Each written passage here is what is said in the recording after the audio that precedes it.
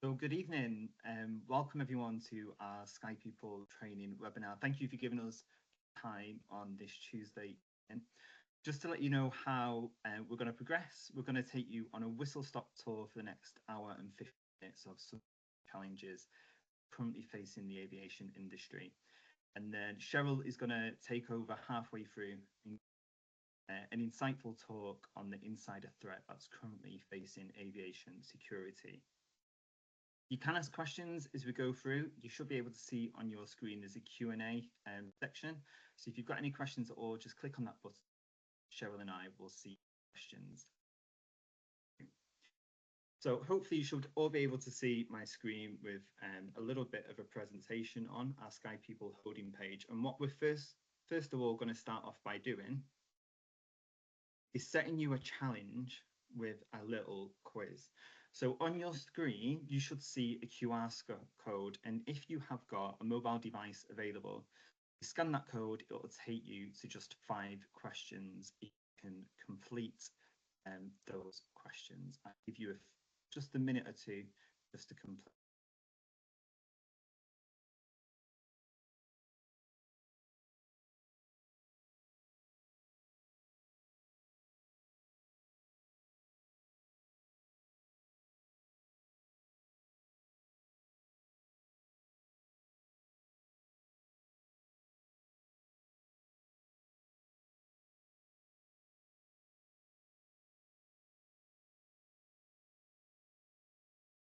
The first question that you should find is, what are the biggest challenges facing aviation in 2024?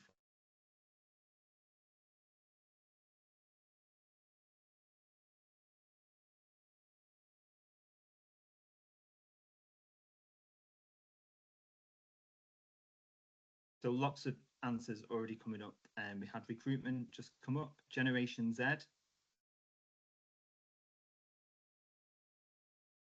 shortage of good crew, recruitment of pilots, all absolutely true, and we'll go into those in more details as we go on. So aviation challenges, there doesn't seem to have been a day gone by in the last 12 months when the industry hasn't made the headlines for some incident. So the first one that you might remember from this year was turbulence on the Singapore Airlines flight from London on the 21st of May. Then we had floods in Mallorca at the beginning of June, which resulted in over 100 flights being cancelled and passengers stranded all over Europe. In Tenerife last December, believe it or not, an airport worker was arrested after a plot had been foiled where he'd stolen over €2 million worth of items from passengers' luggage. He's been arrested along with 20 of his co-workers, and they're currently going through the criminal proceeding. And then we've had the well-publicised debacle going. And just a few weeks ago in Manchester Airport, we saw a power outage leading to the cancellation of all the morning flights from EasyJet, Lufthansa, Scandinavian Airlines and KLM, which resulted in 77,000 passengers stranded at Manchester Airport. Now, despite all of these challenges, it's worth celebrating just how well the airline industry has recovered from the COVID-19 pandemic. On the 9th of June, Data Clarity Limited released this picture from Flight Radar showing a record-breaking 23,158 flights airborne at the same time, which approximately 3 million people all above the clouds. According to the Airport Council International, in 2014, the aviation industry is predicted to recover fully from the effects of the COVID-19 restrictions, with passenger traffic estimated to reach 9.4 billion passengers by the end of this year. However, the recovery isn't even in terms of countries, and as we go through, we'll find which geopolitical events are affecting which countries. But Sweden and Finland are suffering quite badly from the lack of their recovery from the COVID-19 pandemic. So my next question that was on our little quiz, which was, according to IATA which territory do you think saw the biggest demand for international flights? If you put Asia Pacific, you are absolutely correct. And the Asia Pacific region has 9 out of the 10 busiest flight routes in the world. In May, the International Air Transport Association, IATA, released data for April 24, which highlighted the demand for air travel was up by 12.3% compared to the same month last year. And it further highlighted that the demand for international travel rose 18.9% compared to March last year, whilst domestic demand rose 6.6%. Now, the chart that you can see on your screen shows the share of the air passenger market in detail. So as you would expect from the quiz, Asia Pacific region is 31.7% leading the way, and Europe is 27.1%. At the other end of the scale, we've got Africa with 2.1%. However, Boeing stated in their commercial market outlook for 2023 that Africa's domestic passenger traffic levels were expected to quadruple in the next 2 decades, resulting in the need for an extra 1,000 aircraft in the African region alone. Now, this view is further supported by EASA in their annual safety review, stating that in 2023, air traffic reached 95.5% of 2019 levels, the early months of 2024 now matching pre-pandemic traffic volumes. In the EU, over 7.3 million commercial air transport flights took to the skies, which were accomplished without any fatal accidents. So looking further into the report from EASA, which they released just a few days ago, this graph that's now on the screen shows you the number of fatalities globally that occurred last year. You'll see in a highlighted of blue, that's the EASA member states, so the European states. So in 2023, there was no fatalities at all within Europe. However, there was 77 fatalities globally, with most of those coming from the crash of Yeti Airlines flight 691, which crashed in Nepal on the 15th of January. If we focus further on European operators, again, you'll see there was no fatalities last year. The last spike you'll see there is 2015, if some of you might recall the German Wings crash, where 150 passengers lost their lives. The number of serious injuries in Europe slightly increased last year when compared to the previous years, with 2 serious injuries attributed to turbulence and a passenger falling from the aircraft steps whilst boarding an aircraft. A further serious incident happened when a ground service vehicle's handbrake was accidentally released, crushing a ramp agent. So we've seen there a huge demand in the rise for air travel, and with the demand for air travel comes the demand for aircraft. Boeing and Airbus still remain the dominant players when it comes to aircraft sales. However, well-publicised problems at Boeing have hindered its sales and delivery performance. Airbus won the Battle of the Orders in 2023 with 2,319 orders, whilst Boeing trailed with just 1,456. That trend is set to continue in 2024, with Airbus confirming 27 orders in May and delivering 53 aircraft, whilst Boeing received an aircraft order for just 1 jet in the same month and delivered 24 commercial jets. So what is the reason behind the downturn at Boeing? Well, I'm sure you'll all remember this picture from the Alaskan Airlines flight on the 5th of January this year, when shortly after leaving Portland, it suffered a mid-air blowout of its mid-exit cabin door.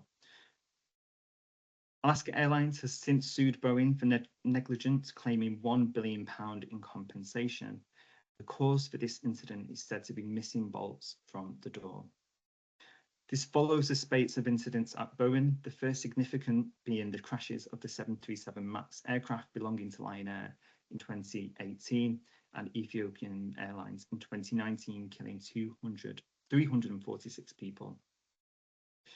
Following these incidents, Boeing promised but failed to clean up its act. In September 21, Boeing disclosed it had found empty tequila bottles inside one of the two 747 jets being refurbished for use as the next generation Air Force One. In April 23, Boeing announced its supplier used a non-standard manufacturing process, delaying deliveries of the 737 MAX aircraft. In February 24, a preliminary National Transportation Safety Board report was highly critical of the safety culture at Boeing. Then in March this year, the FAA, the Federal Aviation Administration, identified more potential safety issues with the engines of the 737 MAX and the 787 Dreamliner. Again in May, the FAA announced an investigation after a whistleblower complained of the company taking shortcuts when manufacturing its 777-787 jets that they said could be catastrophic as the aeroplane aged.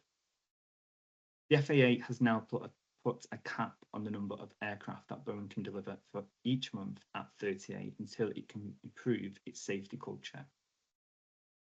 Then just last month, the victims of the crash of the 737 MAX aircraft took Boeing to court to seek £25 billion and labelled Boeing the deadliest corporate crime in US history.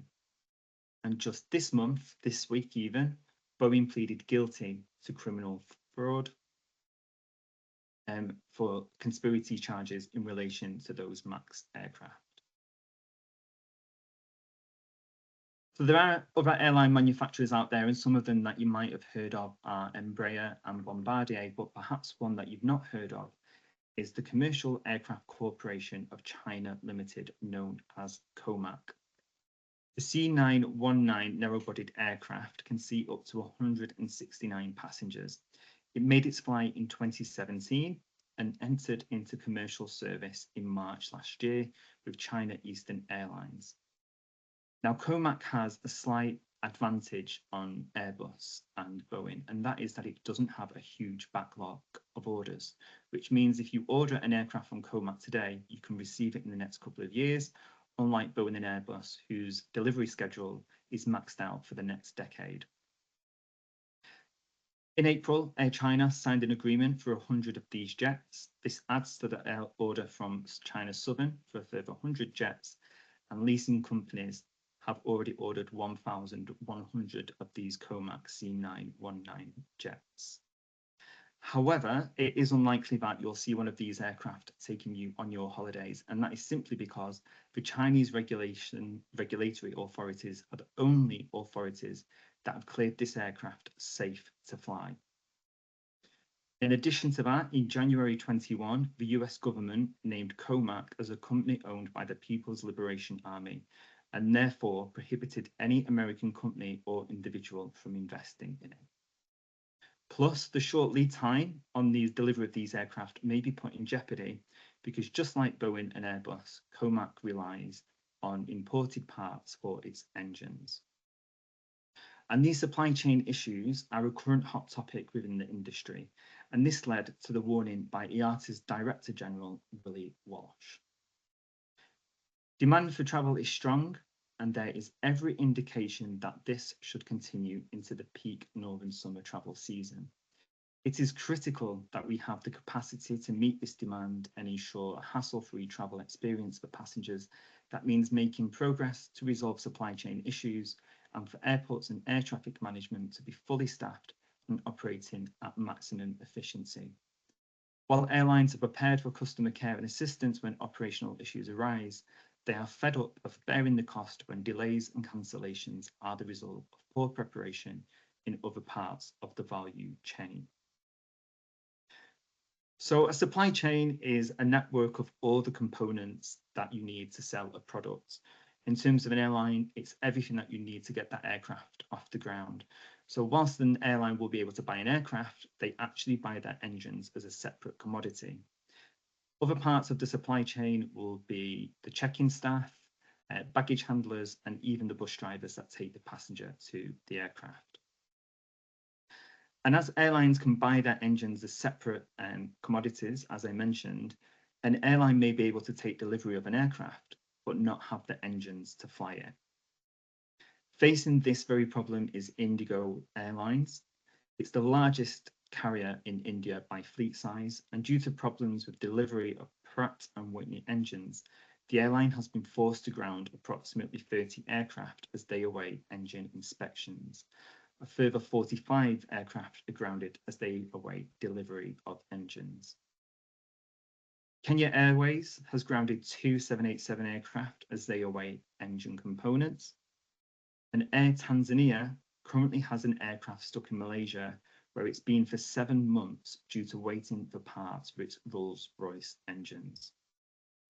An airline you've definitely all heard of, Wizz Air, currently has more than 20% of its Greek fleet grounded due to faults found within its Pratt & Whitney engines.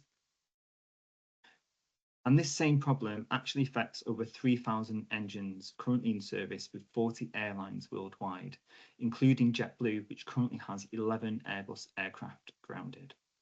And just last week, Air Austral grounded a second A220 for more aircraft engines problems. Now, putting Boeing back in the spotlight, the delivery of the 737 MAX aircraft have been significantly delayed due to problems with the engines. In February this year, Ryanair said that it will receive 17 fewer 737 MAX aircraft than planned by the end of June, which will affect its summer growth plans. United Airlines were expecting 80 737 MAX 10 aircraft to be delayed this year and 71 next year. However, these aircraft are delayed indefinitely as the CAA and the FAA have yet to certify these aircraft safe to fly. So our next question was, what is an ACMI aircraft? And the answer was aircraft crew maintenance and insurance for anyone who got that right. So with delays to aircraft, airlines have few options. They can either cancel flights in their growth plans, or they can lease in extra capacity from elsewhere. Now, this graph is from CH Aviation, and it shows just how many airlines are currently leasing in these aircraft from different operators to operate these flights on their behalf. Right at the top is SAS Scandinavian Airlines, and they lease in an airline called CityJet to operate their Dublin flights. And it's no surprise then that you'll also see Indigo Airlines on there, who we've previously mentioned have their most of their fleet grounded at the minute. Now they're leasing in a company called Smart Links, who are a European carrier, but that brings its own problems as well, because all of their crew now have to be trained to work on an EU registered aircraft. So let's have a look then at the predicted growth in the entire worldwide tourism sector by the end of 2025. So it is actually 25%. So 45% if you're right, it is 25%, huge number. And we'll reveal where we got these figures from in just a second. If we look at the predicted growth in aviation, CAE released a study in June last year, which reported a need for 1.3 million aviation professionals worldwide, 284,000 pilots, 402,000 technicians, and 599,000 cabin crew. This study is further supported by professional Oliver Wyman's report that the gap in the US market between pilot demand and supply will be 17,000 by 2032. That's 15% of the workforce. If we keep that local to Europe then, in the next 10 years, there's a need for 44,000 pilots, 75,000 technicians, and 122,000 cabin crew. A report by the World Economic Forum published last year highlighted that by the end of 2025, the aviation, travel and tourism industries are expected to create an additional 100 million jobs, which accounts for 25% of all new jobs globally. And that is a significant number of people to train, which is where we come in at SkyPeople. So we can ease the burden for airlines finding solutions for their training needs. We write manuals, design and deliver training for several airlines, and are embedded in several flag carriers. And now we are going global. So we are delighted to announce that we have just signed a contract with an Australian carrier, which will see us train approximately 130 of their Indonesian crew in Manchester. It's a contract that doesn't only benefit us at SkyPeople Training, but also it's a significant boost to the local economy in Manchester, with the need for 3,000 hotel nights for the duration of this project. And our efforts don't stop there. We're now recognised on a global scale and have been invited to deliver talks on Generation Z on the stage at IATA conference in Vietnam, the European Aviation Training Summit in Portugal, and the World Aviation Training Summit in Orlando. And if you've not had a chance to watch our Generation Z talk from our amazing Emily, we will be doing a webinar in the next week or two, which you can all log into and watch Emily's talk. It really is interesting. Just keep an eye on our social media channels. We also work alongside higher and further education colleges, linking industry and education. Now, the really exciting thing about our education days and what is unique about them is all the students that come through our academy get given the opportunity to register their details with us. And then we provide all of their details to Cabin Crew International, who are the recruitment partner for Ryanair, and they get invited to an assessment day with them. So it's a great way for us to be able to supply ideal candidates for all these different airlines. Now, the need for professional training was evident back in January this year when a Japan Airlines plane burst into flames after a collision with a smaller aircraft on the runway at Tokyo Airport. And here's a video just to remind you of that incident.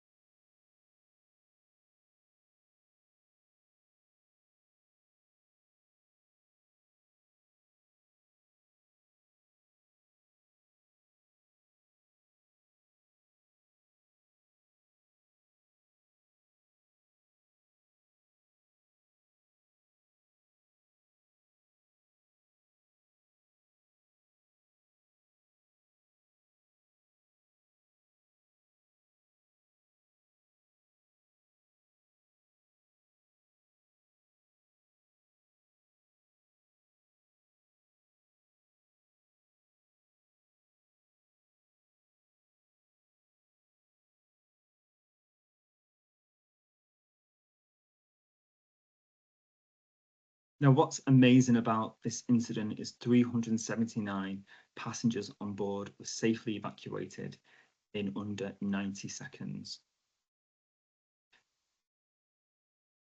Shortly after the incident, BBC Sounds World Service interviewed one of our safety trainers in relation to this incident. And in the interview, Becky describes the importance of crew training to instruct the passengers to evacuate an aircraft during an emergency.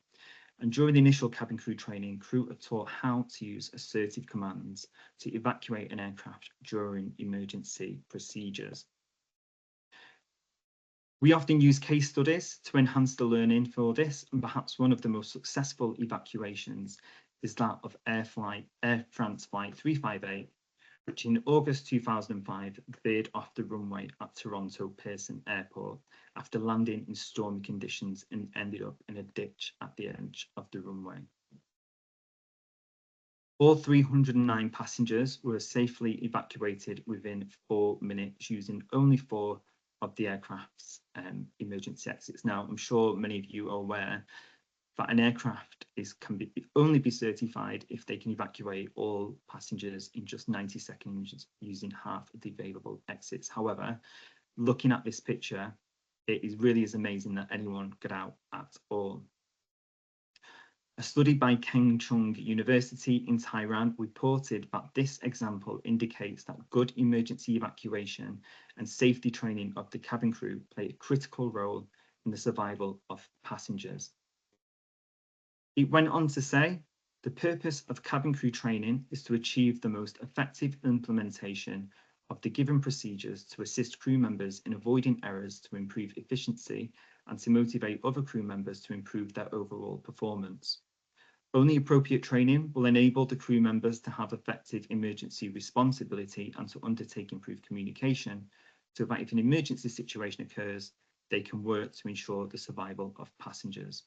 Thus, the definition of successful cabin safety training is the degree of improvement in cabin crew members' situational awareness, emergency response, and communication.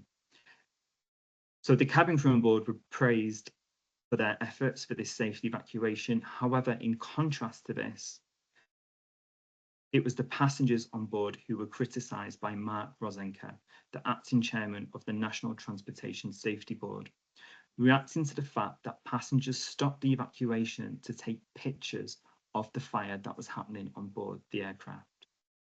He said, "Your business is to get off the plane and your business is to help anyone who needs it." Now, this crash happened in 2005 and the first iPhone was released in 2007. So just imagine the size of their camera that they would have been routing through their baggage to try and get to take pictures of what was going on inside that cabin. So let's have a look at some other evacuations and I'll see if you can try and spot the common thread between them. So what do all of our lovely passengers have with them in these pictures?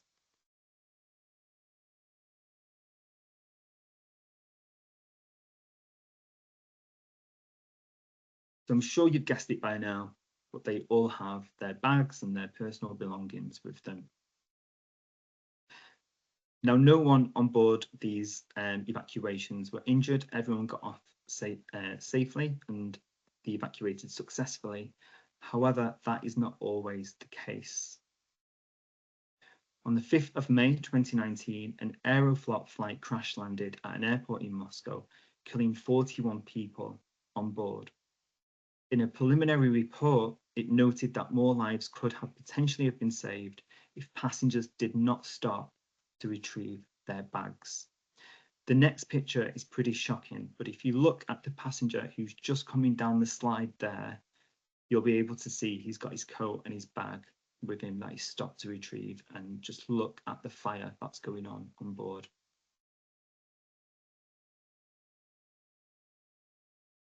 Turning now to geopolitical events, we'll look at conflicts which are impacting the travel industry. And whilst we go through these slides, I'm aware of the sensitive nature of the conflicts, but we're going to look at them purely from an aviation and tourism perspective. The EASA annual safety review states the geopolitical landscape continues to impact aviation safety significantly, leading to reduced airspace availability, and particular to the manipulation of GPS signals through jamming and spoofing. And we'll take a closer look at what that means in just a moment. Events in Israel and Palestine have had far-reaching effects in the Middle East. Tickets to Egypt have decreased by 26% year on year. Bookings to Jordan are down by 49% and 74% to Lebanon, and that's from data from Forward Queues. And according to the Central Bureau for Statistics, just 68,000 tourists arrived in Israel in February, compared to 319,000 in the same month last year. They also stated that most of these travellers were religious pilgrims travelling to Jerusalem. The downturn in travel to the region has seen hotels empty, tour operators suspend operations, and restaurants and other hospitality venues close. Due to this conflict, several countries have responded by closing their airspace to Israeli carriers, including Iran, Lebanon, Pakistan, Tunisia, Malaysia, Indonesia, and Bangladesh. Now, the airspace in Israel still remains open, unlike that of the airspace in Ukraine, which has now been closed since February 2022. Before the Russian invasion, according to the Airports Council International Europe, the aviation industry in the UK supported 1.2 million jobs. Ukraine's government has made the reopening of its airspace a priority, and work continues in the airports across the country to ensure that they are in working order as soon as the war ends. The plan to rebuild and repair the infrastructure is supported by the EU Ukraine €50 billion fund. And in December, Boryspil Airport, which is in the west of Ukraine, received 1.5 billion euros to help pay staff salaries and keep the airport in working condition. The Airport Council International has estimated that it is cheaper in the long run to try and keep the airports operational now, rather than try to rebuild them after the war. However, Europe Control believes that the airspace will not be reopened over Ukraine until 2019. Ryanair released a statement this year to say that they are ready to fly back to Ukraine a week after the airspace opens.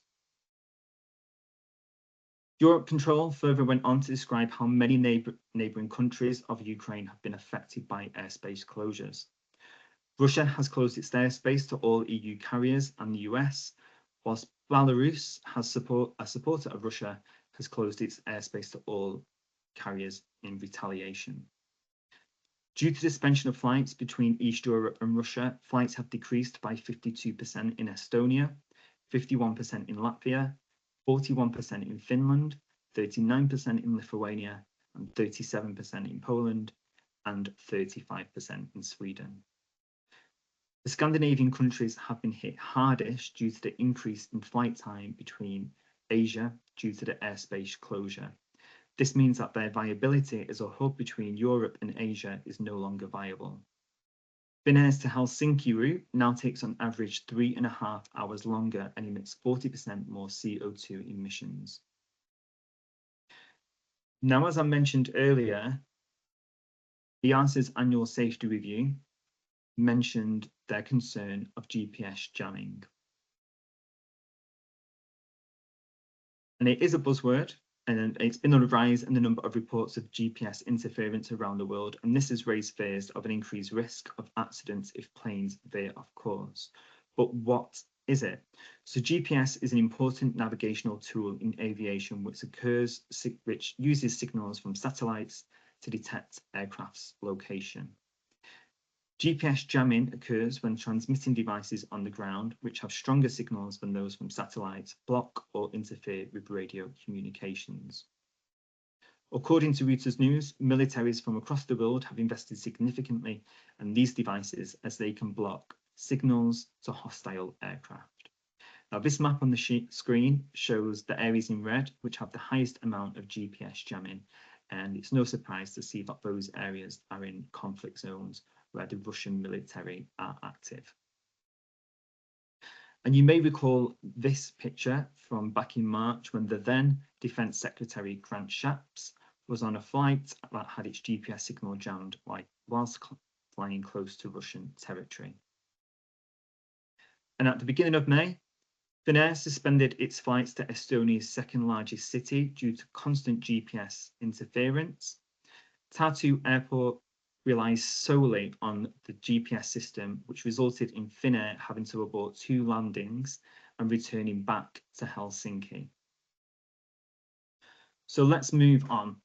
So in which decade was the first low-cost carrier set up? So 45% of you think it's the 80s. 9% of you think it's the 50s. If you said the 50s, you would have been correct. So who was the first low-cost carrier? So everyone thinks it was Ryanair. Unfortunately, you are mistaken. So the first airline was Loftleiðir Icelandic in the 1950s. Affectionately known as the hippie airline, Loftleiðir Icelandic launched the first ever low-cost transatlantic flights between the US and Europe. Their slogan was slower but lower on the account that it used turboprop powered aircraft rather than jet engines of its rivals. They were unregulated by IATA, which meant that they could afford to put their ticket prices 35% cheaper than BOAC and Pan Am. It used Iceland as a stop on the route, and whilst they were low cost, they did still offer a 3-course meal on all flights and even provided overhead bunks for their passengers to sleep in. Now, just months after operations, they expanded their fleet of aircraft to 3, and in the days before internet bookings, they took over 10,000 calls a day to their call centre to book flights, which was all done by hand. Now, in the 1960s, they were carrying 2% of all transatlantic travel, but the rivals soon started to lower their prices, and then turmoil in the Middle East in 1973 due to the Arab-Israeli war saw a sharp increase in oil prices. This led to lower profits and higher operating costs, and airlines all over the world scrambled to get rid of fuel-guzzling aircraft and began to merge. Now, Loftleiðir Icelandic, some of you may have flown on, as it is still going today, but has been rebranded as Icelandair. So why am I telling you about what happened in the 1970s? Well, unfortunately, history has a way of repeating itself. And this month, IATA updated its fuel fact sheet, forecasting that due to a lack of supply and a high demand, fuel prices will remain at a high between $85 and $90 per barrel, partly due to the conflict in the Middle East. Cost-saving measures have seen Alaska Airlines acquire Hawaiian Airlines and Lufthansa purchasing a 41% stake in Italy's national carrier. So, of course, there have been some casualties along the way in the last 12 months.